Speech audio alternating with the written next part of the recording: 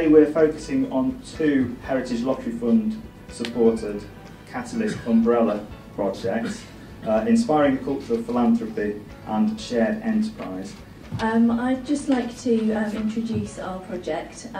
We are a 3-year project funded by HLF, as Steve has already set out. We've developed a short video which just gives you some highlights. The idea behind the project is to support museums across Hampshire and the Isle of Wight in developing their fundraising skills, and specifically in helping them to engage and build relationships with philanthropists and businesses. I will let the video speak for itself, and if you'd like to catch me during the break, I'd hope to get to speak to as many of you as I possibly can, and well, welcome, thank you. What motivates individuals and businesses to support culture and heritage? Shared Enterprise has been helping museums in the east of England find the answer. So it's really important to invest in individual fundraising. And the baby boomers, we've got wealth, we're in big numbers. Death rates are set to rise from about 500,000 a year to 700,000 a year. What other fundraising potential market do you have that's going to have a guaranteed 40% growth in the next few years? At the moment, yeah, it's really good stuff.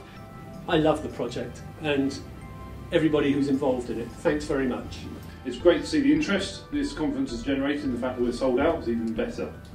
We have a long way to go on our journey, but with the help of the remainder of this project and the skills that we've learned, we will change the culture of our organisation. The lesson to be learned is that fundraising, as I've said before and others have said it, is not about the money. It's not simply about the money, it's about the people that you are engaging with. For me personally, at a time when our organisation is going through quite a lot of change, it's been interesting to consider my new area of work in the light of philanthropy and fundraising. The key driver which is enabling the changes that we're looking to make place is through our current Heritage Lottery funded project. And since we've had Kate, who was funded through various grant schemes, we have, very lucky for us, we have certainly had some very good results in terms of getting grants but also getting donations. But we also need to be able to develop space for events and exhibitions to draw people into the town, and have developed a scheme which we await a decision on funding from the Heritage Lottery Fund. Most of you will probably have heard of us. We were established in 1958 to respond to need. Our first charity was set up by my grandfather in the 80s. You don't want to be hearing from a consultant when you could be hearing from the people who give the money away. We have a central office in London, and all of the trusts share a common administration, a common finance function and a common IT function. So first and foremost, why did we want to look at weddings in the first place? Well, obviously the honest answer is because of funding pressures. Mainly what we do is try to help museums come together in networks, share their learning, and therefore become stronger and more resilient. The cohort model has been working well for you in these two projects, because that's really what we were looking for when we established the programmes, to offer these sort of peer learning opportunities that were very specific and relevant to your interests, so that's great.